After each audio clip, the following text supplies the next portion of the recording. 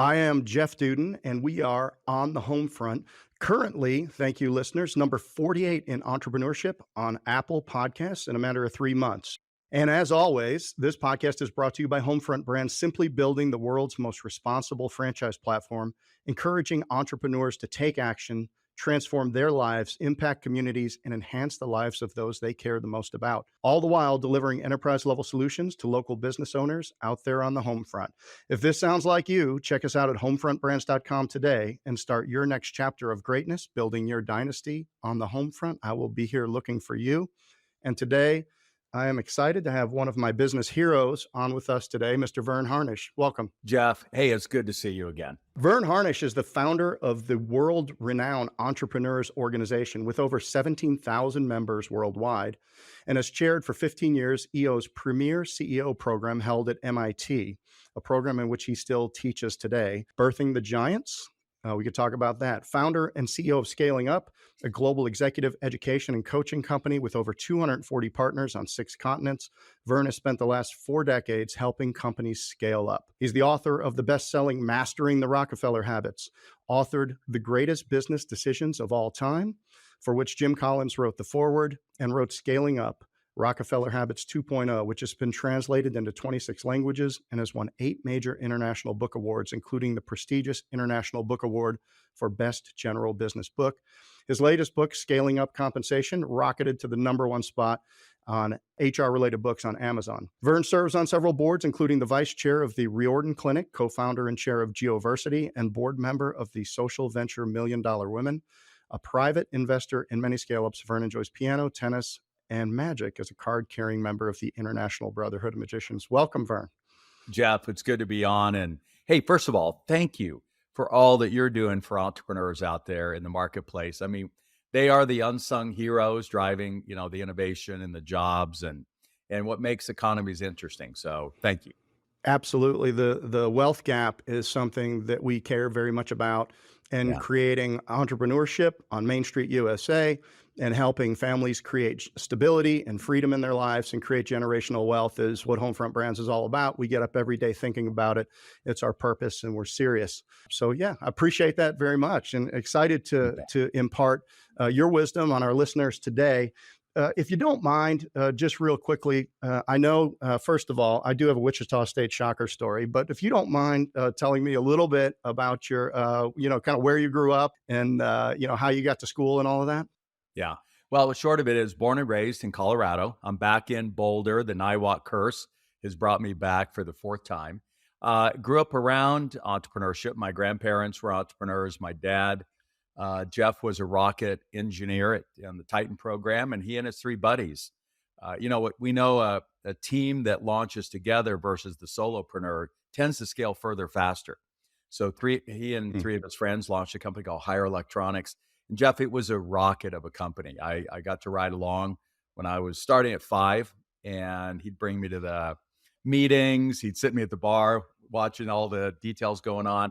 I'd go on the shoots. They were in the video business. And then he lost it all in the 73 recession. So it really was a riches to rags story. And we ended up moving from Colorado to Kinsley, Kansas, literally 35 miles this side of Dodge.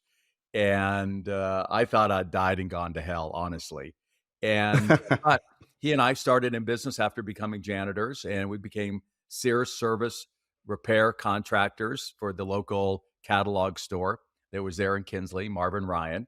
And that's when Dad really kind of taught me business. Joined my wholesaler. I was supposed to go back east, but there was a mess up, so I ended up at Wichita State University, which was a blessing, and helped scale a company of about 12 million while I was in college, which then led to me founding the Association of Collegiate Entrepreneurs, and then what is today EO, the Entrepreneurs Organization. So that's a short, but a riches to rags story. And ultimately, I just hope we can keep any other entrepreneur from going through what my dad went through and what it did to our family. It's a question for later, but I'll bring it up now. Why are some people more likely to become entrepreneurs in all of your work? Have you identified traits or life experiences that lead people to lean towards entrepreneurship? I think they're unemployable. At the end of the day, they don't want to work for anybody else, and True. Guilty. nobody really wants them to work Guilty. for them. You've seen it. When you sell your company to a PE firm or something like that, we all take bets how long the entrepreneur is going to last. They're working for somebody else. And I think the second is it is accidental. There's something that you want to fix, you want to do, or you're fired, or you lose something, or you get fed up and you really want to be your own boss. The short of it is, they actually did some research at Harvard, and you have a high sense or need for independence, but you only have a median sense for power. So it's not a power thing. It's really an independence thing. But what caused me to found YEO is this idea it's okay to be independent, but no reason to be alone. And that's really what EO and YPO and other organizations do for us. The value of peer organizations. I'm a YPOer all the Yeah. way through chapter chair. Then I rolled into an organization that I'm just now getting traction in, which is called CEO. Yeah. It's Chief Executives Organization. I think you have to be a chair in YPO, and then you can apply to be in CEO. And then I'm also right now going through this strategic coach program to try to be more efficient and more effective with my time and the people around me. Yeah. You can ask anyone in the building. I had very little to do with the success that we've had as Yeah. building organizations. It's always been the people around us. And until I got into YPO and I realized everybody there had sold a company, everybody there had sold a family business, everybody there had done all these things that I knew was in the future, but I didn't know the bridge to get from where I was to where I could make that decision and make that call and feel good about it and do it with confidence. Yeah. How did you structure EO originally to help that business owner? EO is an organization, you got $1 million in sales to qualify for it. So it is attainable for many, many business owners. It's my highest recommendation is for people to get into EO, even our franchisees, to get into EO and get around a bigger table. How did you have the foresight to structure it in such a way that would be so helpful to entrepreneurs when they needed it the most?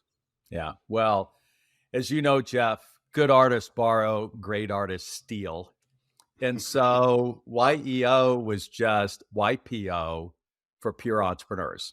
Because as you know, YPO is kind of a combination of hired guns, generational leaders, and then they've got about a third entrepreneurs. But when I launched, you guys had an employee requirement. You had to have at least 50 employees.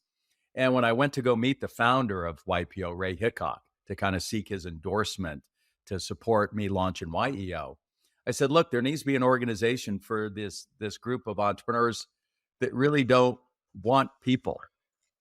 And he starts laughing. We've always kidded entrepreneurs would love their business if they didn't have employees or customers interrupting their grand visions. And I didn't realize at the time I was describing Jeff, his daughter, Kimberly. Kimberly had grown up in YPO because his dad founded it, but she was running a $12 million company with 7 employees and was never going to qualify for her own dad's organization. And so that's why Ray Hickok ended up signing on as my honorary founder. And we ended up tapping his daughter to be the next international chair after me. And so that really also helped us cement the relationship between YEO and YPO, now EO and YPO. And I get in trouble all the time as EO's founder, but I encourage every EO member, if they can and will, get into YPO. There's no doubt you guys are the most connected, powerful organization in the world. And you're only one phone call away from any head of state. And it's what you said. Your success is just the sum total of those people that you're surrounded by. Yeah, it's there's stories like you mentioned in YPO. I endorse it. It changed my life, and the people that are around my table now all come from YPO. We had a guy stuck at an airport in Mexico. He was a Canadian citizen. He was coming back to the U.S. He had lost his passport, Oh, and somehow within 30 minutes we had him on the plane. And I that's think right. there was a Mexican official, there was a somebody high up at American Airlines, and Yep. it took a couple of phone calls. So, but yeah, it's very cool to do. So, how early is too early for people to get into an organization like that? You've said that, hey, when you first start a company, it's 80 hours, it's heads down, it's Yeah. execution, it's it's cash, right? Cash is like oxygen. You don't know how bad you need it until you don't have any. So you're worried about cash, you're worried about sales, and then you're moving towards, the meeting routines and everything in the Rockefeller habits. How early, what point does a startup try to create the structure from the Rockefeller habits, or is it from day one?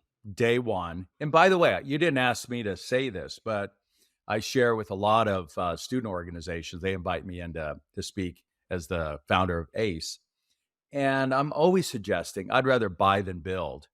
And franchising is literally the best way to get into business. I'm sitting next to a young kid who was flying into Charleston as part of a government program. I said, look, I wouldn't start anything. I would start with a franchise because you've already got those systems and processes and all of those things in place so you can hit the ground running. But Dave Rogan Mosier, who today runs Jasper, they just had a $1.5 billion market cap. Dave had started 2 companies prior to that, Jeff, and he felt too hard. And so he wanted to do it easier, his third round. And so he started day one with our tools over a weekend. And he credits that with why they've had such unbelievable growth since. We built a franchise platform over a 2-year period where we've acquired 6 companies, and we've gone from 9 employees when we started to 28 at the end of last year to now we're sitting here in September with 54. Yeah. And as I reflected back upon, I think, the building, crossing the chasm, and how you outgrow people as you come to these chasms. I was studying, preparing, and reading over the weekend, and I realized that we had done a good thing hiring the level of talent that we did, even though it was kind of ahead of revenue and it was hard on cash, but we had the money set aside within the forecast to do it. But I just realized we skipped a couple of chasms that we would have to Yeah. have slowed down and retooled in. So I agree. If you know what you're building from the beginning, and if you have the cash, then build it to scale from day one. Yeah, for sure. And it is like parenting. It's hard to skip any of those developmental stages. You just maybe go through them quicker than somebody else. And I might, just so the readers have got something, or listeners have something to start immediately, the most powerful idea that Dave Rogan Mosier started with that weekend, that I was taught by Regis McKenna, who coached Steve Jobs, Intel, Genentech. And Jeff, I co-called Regis when I was a student at Wichita State University. Steve Jobs has always said the single most important thing he did was just ask for help.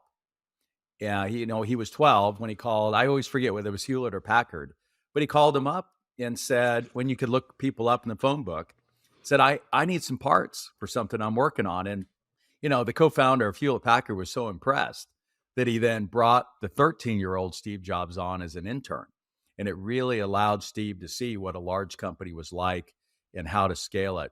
And so Steve's always been adamant, ask for help. So I'm a student at Wichita State, and I just asked for Regis McKenna's help. And he taught me probably the most single important idea that Steve Jobs used. Bill Gates considered the best question he had ever been asked. And that was, all right, whatever you want to achieve next, take a piece of paper out and make a list of the top 25 people, influencers, relationships that you've got to get on board. And I don't care if you're launching an Italian restaurant in Boulder, Colorado. You want to sit down, get on the internet and find out, all right, who are the critics? Who would write about it? Who are the 3 or 4 most influential people that if I invite them to the restaurant, they're going to tell all their friends? You can find that out instantly. And by the way, the second question is, what's the job to be done? Now, what's nice about a franchise is they've already answered that question. But if you're launching your own company, you've got to be clear. What is the job the customer needs me to do? Be the best Italian restaurant in Boulder, maybe. Or to do search, which is Google's, or to be the safest car, Volvo's. Once you've done that, Dave Rogan Mosier said, all right, I want to provide social proof on your website.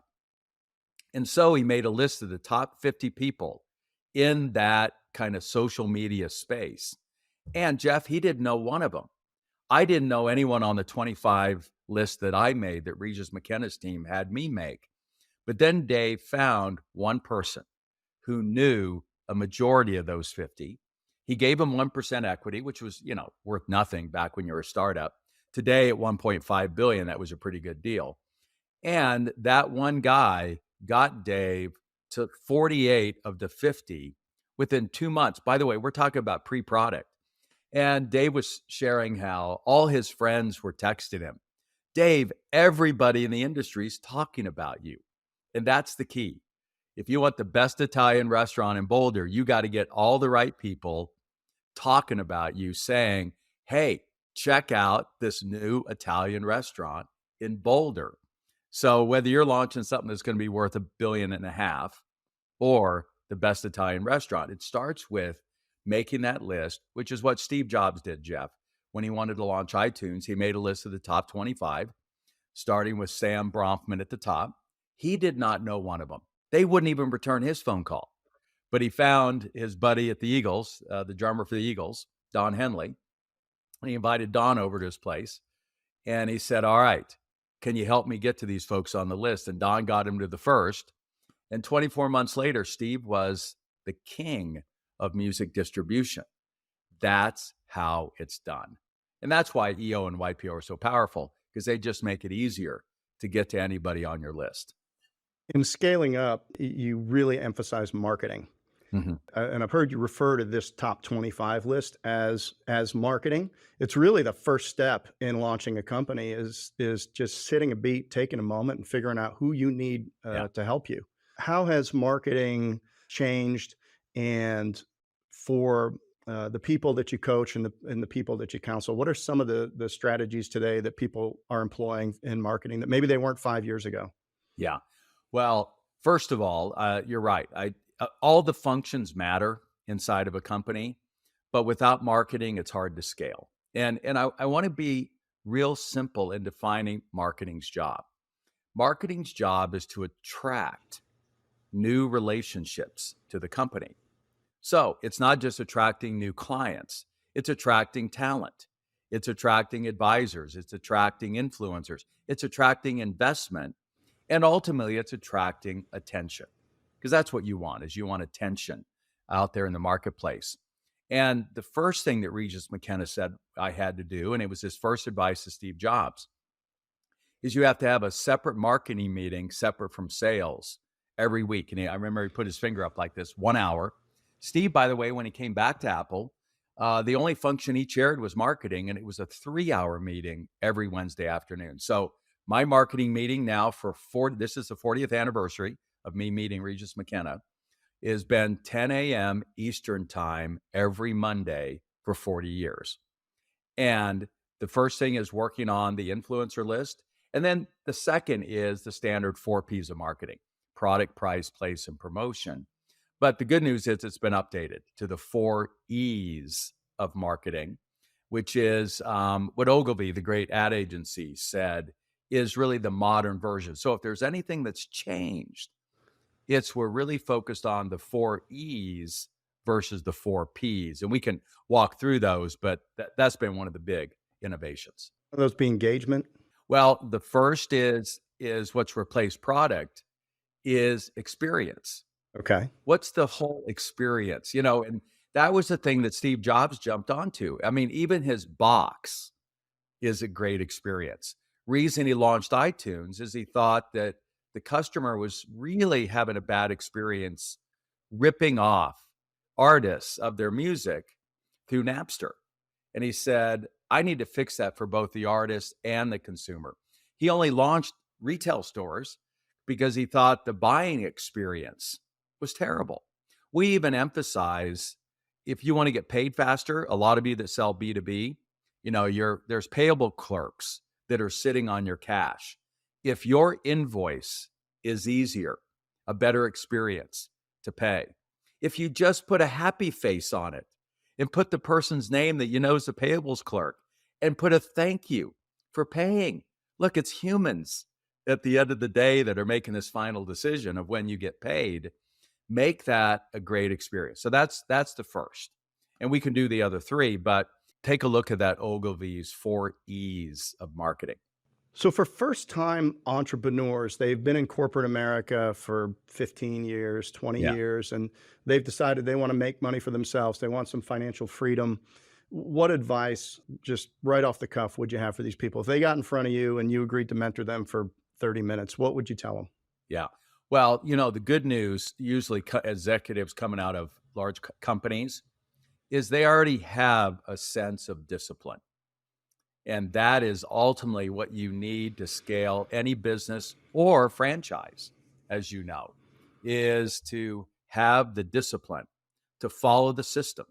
So if you don't have a system, you need to create one and then have the discipline to follow it. And so that's the key. And Scott at Atlassian, the YPOer, who has scaled, I checked his latest market cap, it's like 52 billion. He said the key to him scaling when he first was in my workshop in 2005 with 50 employees, today they have 10,000, is discipline and focus. And that's really what the essence of the three Rockefeller habits that were the foundation of my first book that really drove that executive program they still let me teach at, we hold on the campus of MIT. And maybe we could walk through those three disciplines. I think that would be great. The one that made the biggest impression on me the first time I read Rockefeller Habits years ago was Meeting Pulse Yeah. and how to organize your time. And I'm always intrigued as to how executives and business builders choose to invest their time and where. I'd love for you to walk through those because it's simple and true. Yeah. And by the way, people can go to the scalingup.com website and they'll see a Hmm. picture of my books. And next to it are some free chapters that you don't have to even buy my books. You don't have to spend a penny with us. And I'd encourage people to look at the download chapter, The Barriers. And it details what are the three barriers to scaling. And I feature in there Alan Rudy. Alan was one of my students at that MIT program, later a client, but it started with him working 80-hour weeks. And as you opened up with, hey, you got to start there. And we have this joke. An entrepreneur is somebody who'd rather work 16 hours a day for themselves than 8 hours for someone else. The problem is it quits being a joke. And, Yeah. Alan was buried. And so the first thing that we do with this meeting rhythm is it gives you the first 10x return inside the business. And you're looking for those kind of 10x advantages. The thing that Dan Sullivan teaches. And so if you do your meetings right, we were able to reduce from 80 hours that Alan was having to spend working on the business or in it to 8 hours. So then he could spend the rest of the week doing the market facing activities that are necessary to scale. So that's what we got to do. We got to get the entrepreneur out of the day to day and get them back focused on marketing activities. And so our three Rockefeller habits or disciplines are the ones that do that. And very quickly, it's being clear what your priorities are. But that's only clear if you've got the right data feeding into what that decision should be. And then it does you no good to have that information if you don't get around a table and talk about it, which is the power we've got in our EO and YPO forums, which is something that you can bring then internally to your own organization. Around the data piece, one thing is just gnawing at me. I had heard you say that accounting, next to marketing, accounting is often Yeah. the weakest part of a business. And the ability to get a cash report every day, or the ability to get timely numbers, not a month after they close, somewhere where it's actionable. That type of information, it's data. It helps you establish priorities, and it comes from a healthy meeting routine. So it's all tied in there together. When a company goes from chaos to rolling into a program with you, Yeah. what are the steps in going through that and establishing the priorities? How do you assess whether they have access to the right data or the systems that are going to give them the right data? I know how you get into the meeting routines, but if you can you talk through it in that way? I can. So I'm going to take you up to Calgary, Canada, Okay. to a company called AltaGas. And I remember Dave Clark called me in. It was chaos. And he didn't even look good. I mean, he didn't look healthy. He was stressed out to the max, like Alan Rudy. And I said, "What's the issue, David?" And he goes, "Look, I have no visibility into how we're doing. It's like playing a sport and not knowing the score. We're going to find out the score of the CU Buffs game, go see you Buffs prime time, a month from now. And so I said, David, and here's the first thing you start with. What are the two pieces of information that if you knew those every day and every week would calm you down, that you would know everything was fine? Now, obviously, it's revenue, gross margin, profit, but those are outcomes. What are the activities, the KPIs, key performance indicators? And he goes very simply, if I knew the gigajoules of energy that we were producing every day, and I knew the variance to our maintenance budget every week, I could tell you whether we've had a good day and a good week or not. And that's really ultimately what you're trying to get at your gut. Let me say it another way. I assume you're a fan of the book and movie Moneyball. I am. The first thing we do is help an entrepreneur figure out what's the Moneyball stat. I mean, look, baseball was measuring all of this stuff, recruiting based on it, compensating based on it. And then some guy came along, Billy Bean, and actually crunched the numbers and found out none of that stuff mattered. And that's our bigger concern, is that you're looking at a bunch of numbers that don't really matter and are clouding the picture. And so the first thing we have to do is find the Moneyball stat, on base percentage, which it was for baseball. Once you're clear about that, then everything else falls into place. And so we were able to, within a week, to get David those two numbers. And we didn't need big fancy systems. We didn't need big fancy technology. The key is to actually get the people doing the work to report it out. Because what's happened in our companies is we have disconnected people working from their stats. And that would be like disconnecting any professional player from their stats. They know their stats instantly and ongoing. So what is the stats for each of the 5 or 500 people within your own organization that tie back to the Moneyball stat? And now you've got alignment. I don't know if you've seen a book called Fake Work. I just did a Speak to the Troops.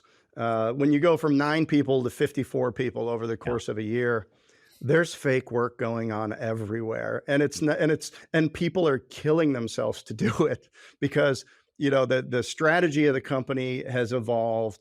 The new people might not have been connected properly to the KPIs and to the outcomes. Yeah. So there's things going on kind of in the eddy. When a river bends and it has that little eddy, well, a lot of times that's where the big trout are. But a lot of times that's where things are just swirling in a circle, but they're really not contributing. Candor inside of a nice tight meeting routine pulse with effective meetings and communication, and constantly putting the most important things front and center is a way to keep the fake work to a minimum. It's never going to go to zero because we're dealing with people, but that's incumbent on us as leadership and management to create that kind of clarity. And to your point, if you don't ever stop and make sure that everybody's got the ladder up on the right building, then you lose effectiveness and opportunity. And I think, I've heard you say, man, you missed 3 or 4 big opportunities and you missed the whole thing. Yeah. So it's really, really important for leaders to take time to really think and really listen to what's going on in the organization. So with that, Jeff, let me drill down to a couple of very key specifics. We just hosted up at Harvard Hubert Joly, who's the CEO that turned around Best Buy. Took their stock $11 to $110 in a crazy time when Amazon was coming on, Circuit City died. And Hubert said something really important. He said, you don't have a strategy if you haven't named it. And so and that's why it's the first Rockefeller habit, is setting the priority, not the 5, not the 3, but the 1. And I know you have 1,000 things to do, but when you wake up in the morning, what's your theme for today? What's the one thing? And that's what Ivy Lee taught John D. Rockefeller, Charles Schwab, and all of the great titans, is be clear what is the most important thing you need to do today with everything else going on. So I wake up every morning with a theme in my mind of what has to get accomplished. By the way, I then set the sprint on our weekly meeting for the team. I just told the team on our Monday call just before this, our theme this week, CEO boot camps. It's like we're all in on the CEO boot camps. It's then important for you to set a theme for the quarter or the year. And what I find is interesting, Mark Zuckerberg had actually been in my course when I was teaching for a moment at Babson. I was doing a workshop there, and he'd come over from Harvard. I got to tell you, I'd never bet against that kid. At the beginning of this year, he set the theme. He called it the year of efficiency. Everybody knows it. All the analysts know it. Everybody in the company knows it. Every quarterly meeting, he updates. And the whole idea is, hey, whatever else you're working on, threads, all the other things that we're launching, I want you to get more efficient. By the way, they did, and their stock popped another 200 billion when they had their analyst call at the end of July. So the first question I'd have to the listeners: what's your theme for the balance of 2023, or what's the title of your strategy for 2024? And the analogy I use is writing a book without a title or producing a movie without a title. It's crazy. So give it a theme. The second is something that Jim Clifton, the CEO of Gallup, said. And they've been, as you know, Jeff, surveying 100 million employees every year for 50 years, looking at the question of engagement, the word that you used earlier, and empowerment and productivity, all the things that we want from our team. You know what they figured out? 3 things. First, nobody wants managed. So this is the year to get rid of the term manager, right? They want led, or actually what Hubert Joly said is, let's get rid of the term leadership as well. It's careship. The only job of a leader is to care for their people, so they'll care for your customers, you, and the company. Second, he said, what they do want, though, is to be coached. So they don't want a manager, but they want to be coached. Look, I don't think any professional sports player wants managed, but they want coached. So then he said, all you have to do is ask every employee one question every week. And I'm like, really? It's that simple? All your 100 million? And the question is this: what are you working on, and what's in your way of achieving it? I'll say it again. What are you working on, and what's in your way of achieving it? Now, that is actually, Jeff, at the heart of our daily huddle. For 8 minutes a day, you're going to ask the team on that call, what are you working on? What's your priority today? And what's in your way of achieving it? And it takes 6 data points to see a trend. So in a week, I can make this decision.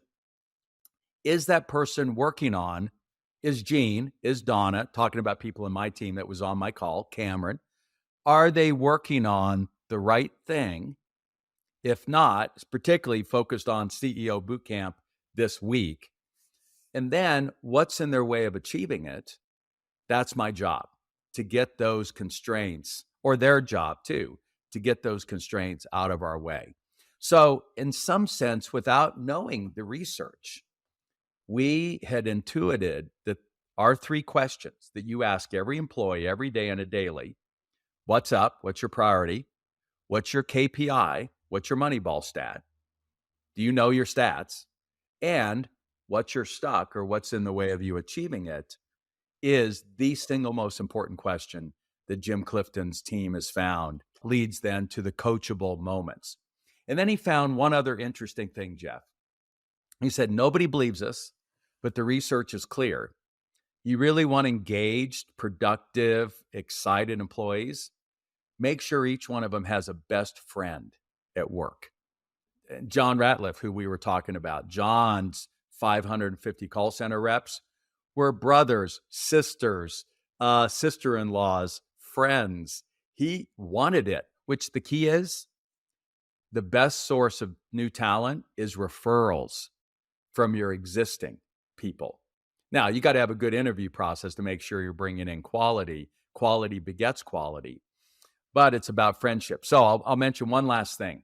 I consider the most important 5 minutes of your 168 hours a week to be the opening question we ask at every weekly meeting, which I asked today, which is, all right, let's share a piece of good news personally and professionally. And so personally, I found out that Jean, who is my EA in the Philippines, got to spend the weekend with her sister. And without going into the details what they did, it's important that I know that. And that Donna had a chance to bring her 89-year-old father down from Pennsylvania to celebrate his birthday and meet his great grandchild. Do you know those things about your people? And it's important. And that's what connects us as humans. And by the way, it is what is at the heart when Google asked, what's the key to effective teams? That was one of the two most important things. So that 5 minutes of sharing good news personally connects us. And professionally, good news begets good news is the most important 5 minutes of your entire week if you do nothing else with your team. Makes a huge difference. One of our values is respect. And in a Speak to the Troops 3 weeks ago, I talked about it. Yeah. And I said, you really have to take an interest in the people around you. People are new. We got sales and operations, of course, have the healthy conflict because we're putting 170 new franchise owners into our business this year. We're at Yeah. one point, as far Wow. as I could tell, we're one of the fastest growing franchise platforms in the country, if not the world, over a 90-day period. But, people are coming so fast. I said, you have to take time to get to know people. And because you can't respect them and you can't care for them if you don't know them. I had no less than 3 people that I had not spent any time with come up to me and stop by my office and just tell me a personal story for 5 or 10 Yeah. minutes. And it was fantastic. And now I look at those people differently. I know something more personal about them. Yeah. And it's, it's absolutely critically important. We're talking about meeting routines, and I know that people struggle to time slice a little bit. And it's, sometimes it gets easier when our businesses get a little bit bigger because we've done a good job with delegating and we've got good measurements in place. Can you share just a little bit about your disciplines of your weekly routine and how you slice that? First of all, by having the meetings at a set time, and we're talking about 10% of your 40, 50, 60, 80-hour work week. In many cases, we're talking about a restroom break.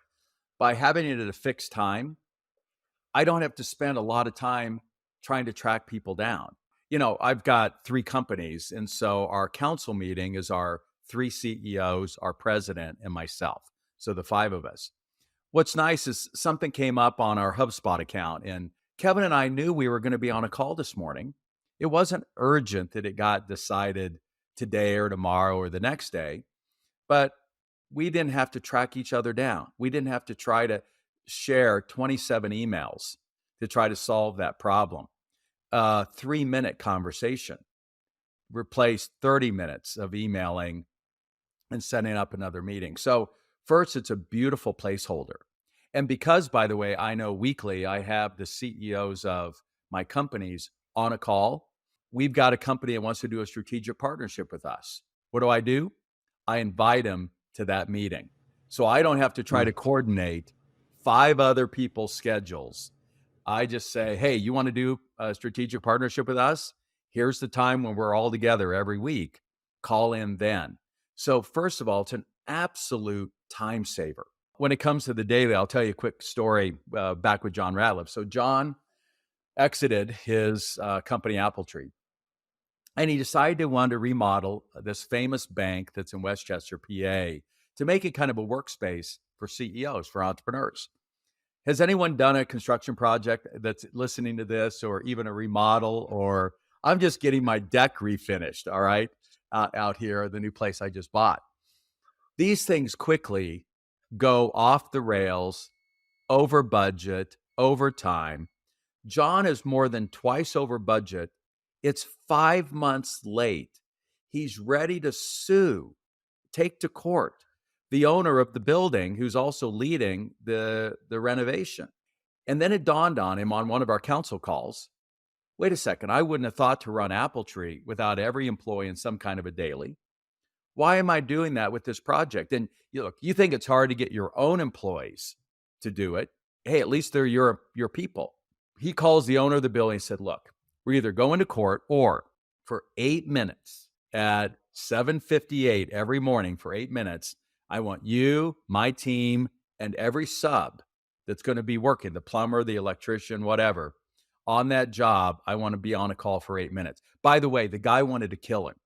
He's like, this is impossible. My schedule, everybody has their excuses. John said, then I'll see you in court. And the guy said, all right, let's give it a try. That project got delivered in the next 5 weeks. Now that guy who runs projects all over Westchester, PA, he won't run a project involving various people that aren't his employees if they're not on a quick daily in order to get a line on what needs to get done today. T. Boone Pickens, by the way, used a daily. When he went broke, he was down to his last 3 million.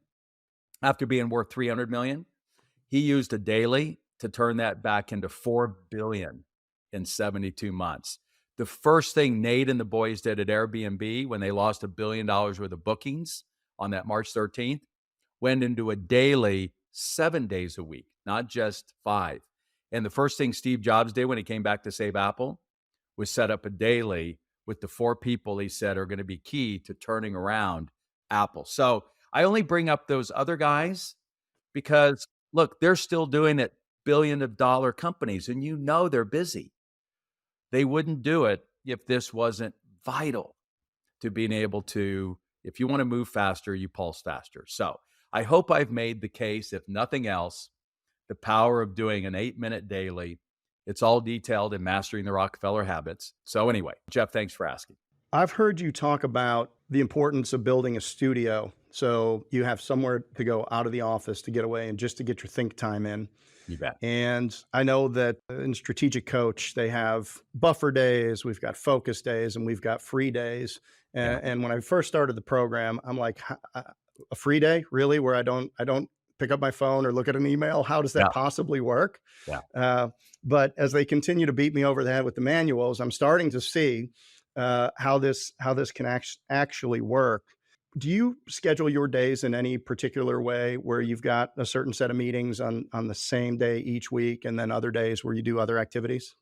I do, because we're running these various companies, and I've got 8 passion projects, including putting together a musical that we're going to Oh, release in 2028. I'm working on ending the death penalty in Georgia, so I've got some meetings there September hmm. 26th. A lot of other kind of projects. I really have theme days. But I want to come back to the studio that you mentioned.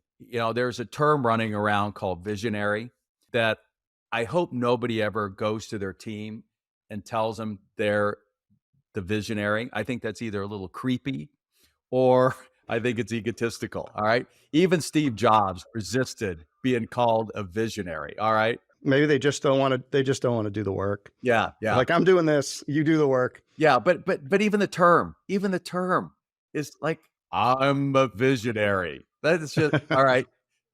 Let somebody else call you that, but don't call yourself that. Technically, what you are, and the term we use is strategist. Michael Porter at Harvard, the great father of strategy, said the number one job of the entrepreneur, the CEO, is to set strategy.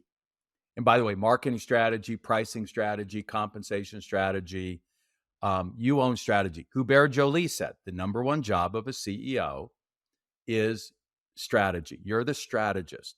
So if your job's to design strategy, you need a design studio.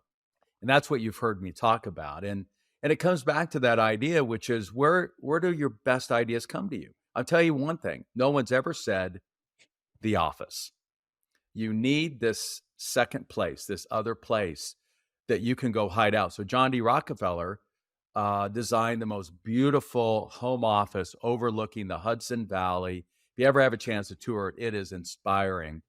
He worked from home every morning till noon. He didn't even go into his offices, Standard Oil headquarters, till noon, where then he had a daily luncheon, just like Steve Jobs had a daily luncheon with Jonathan Ive. There's that daily meeting again. And then he'd go fight the fires in the afternoon. And so I hope everyone has that other place that inspires you. Right here where I am is over a river. I'm 6 minutes up the canyon in the mountains above Boulder, Colorado. I am inspired by this place. And this is my hideaway away from everybody else that's running the company. So find that design studio. Looks like you got a cool spot. Oh, it's a great spot. We're in an old NASCAR building, and Yep. this used to be where they painted the race cars, and we Uh-huh. converted the paint booth into the podcast studio. So Yeah. a little bit of history. I got some cool people up on the wall there. Jobs is not up there. I was hoping you didn't notice, but Yeah. it's inspiring people that did it their way. And so anyway, get a design studio, and then our rule is find a meeting morning or afternoon. Have all of your meetings lined up, not spread across the week, so that you can stay in the flow. And I learned it from the late Rick, who built a company called, oh, I just went blank on the name of it. They sold it EMC for $1.2 billion. Rick was able to show me that lining up all the meetings, he was done by noon on Monday, so they could be out in the market doing the market facing activities that are critical. So that's probably the most important decision, Jeff. Yeah, I've always been a proponent of aligning business and personal, meaning the things that I learned in business, management, building companies. I also took what applied to my family Yeah. and used it that way. And then I was listening to something on the Rockefellers this morning, and they still have an $11 billion family fortune. Mm. They have a $5 billion endowment. Charity has been their main focus, and they haven't had a family business since Standard Oil. They get together and they meet at the homesteads that they've had in their family for generations. They have regular meetings, and when somebody turns 21, they bring them into the family and they talk about their values. And so they've managed their family using the Rockefeller habits Yeah. that were originally built to build the company. I found that to be fascinating, and I was wondering, what do you see in transition? I think you have 4 children. Is that correct? I do. What have you borrowed from your business career, or where have you seen the similarities that have helped you maybe speak into your kids' lives? Yeah. So we had this psychiatrist of Harvard Business School, Dr. Barry Greif, come in every year that I was running that program at MIT and teach. And he would always start with 3 circles, Jeff. He would draw self, work, and family. And he said, as an entrepreneur, which one would get most of the attention? And we're all like, work, right? He said, if you have any gas left in the tank, it's probably going to be given to family, but specifically to the children at the expense of the spouse. And I was married 28 years, but she ended up leaving me. And the track record for relationships is pretty rough for entrepreneurs. Maybe if I had learned that sooner, I could have kept it together. And then when it comes to self, we're last. And at some point, self ends up resenting family and work, and that's the mess. So it ended up leading us to create this one-page personal plan. And our view is it's not about balance. There's never going to be a balance. It's a blend. Mm-mm. It's a blend. And so how do you blend work, family, and self? And so our one-page personal plan says, let's bring the same tools. And look, we did some things right. My ex and I, we had the family meeting every Sunday, and the children loved it. And it really let us communicate, set agendas and schedules for the week. And we had vision boards for all of the kids, and they continue to use those as saying, all right, what's the one thing particularly I want to achieve this year? Applying what we've learned to the family is critical. And that's why we have the one-page personal plan. Yep. Well, you know what? They're only on loan to us, sir, Yeah. and we pour into them and teach them how to think, not what to think, and teach them right from wrong, and then off they go. And Yeah. we hope the best for them. Well, fantastic. Is there anything else that you would care to share? Any words of encouragement for entrepreneurs at the early stage of growth that we haven't covered yet today?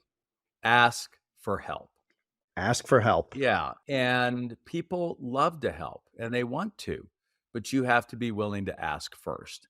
And again, the role model for YEO was Steve Jobs, the late Steve Jobs. And I still think Steve is a great role model for that idea. Here he is, age 12, calling up Mr. Hewlett or Packard and saying, I need parts.